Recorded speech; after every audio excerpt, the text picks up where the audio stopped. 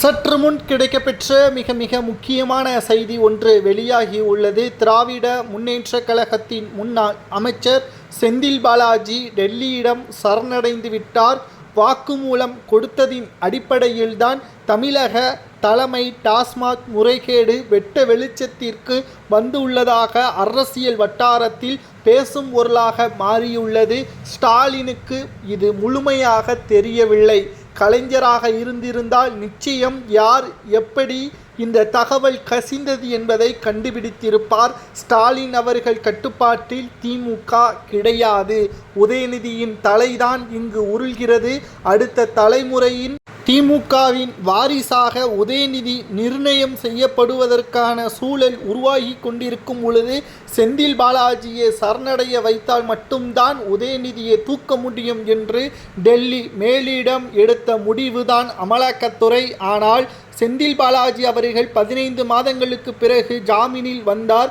இது செந்தில் பாலாஜி அவர்கள் திமுகவிற்கு செய்த தியாகம் என்று ஸ்டாலின் நம்ப வைக்கப்பட்டார். அதாவது செந்தில் பாலாஜி அதானி மூலமாக மோடி உண்மையான தகவலை தெரிவித்துவிட்டார், மோடியிடம் சரணடைந்து விட்டார் என்று பிரபல அரசியல் கட்சியின் மிக முக்கியமான நபர் தெரிவித்திருக்கிறார். அதாவது திருச்சி சூர்யா அவர்கள் தனியார் தொலைக்காட்சி நிறுவனத்திற்கு பேட்டி ஒன்றை அளித்துள்ளார். தமிழகத்தில் திமுக செல்வாக்கு எப்படி இருக்கிறது என்பது நாம் சொல்ல வேண்டியது கிடையாது.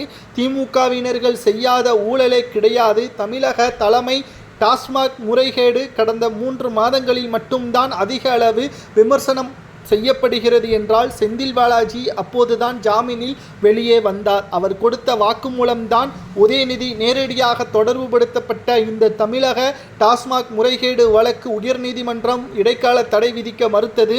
நேரடியாக உச்சநீதிமன்றத்தில் ஸ்டாலின் அவர்கள் சென்று இடைக்கால தடை விதித்தார். ஆனால் தமிழக தலைமை நிர்வாகத்தின் மீதுதான் டாஸ்மாக் ஊழியர்கள் விசாரணை செய்யக்கூடாது என்றுதான் உச்சநீதிமன்றம் தடை விதித்திருக்கிறது. தவிர பிற தொழிலதிபர்கள் இதில் சம்பந்தப்பட்டிருக்கிறார்கள். அவர்களிடம் விசாரணை நடத்த தடை விதிக்கவில்லை.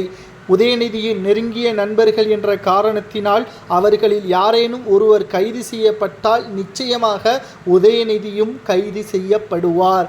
இதற்கு உச்சநீதிமன்றம் மறுப்பு தெரிவிக்க முடியாது.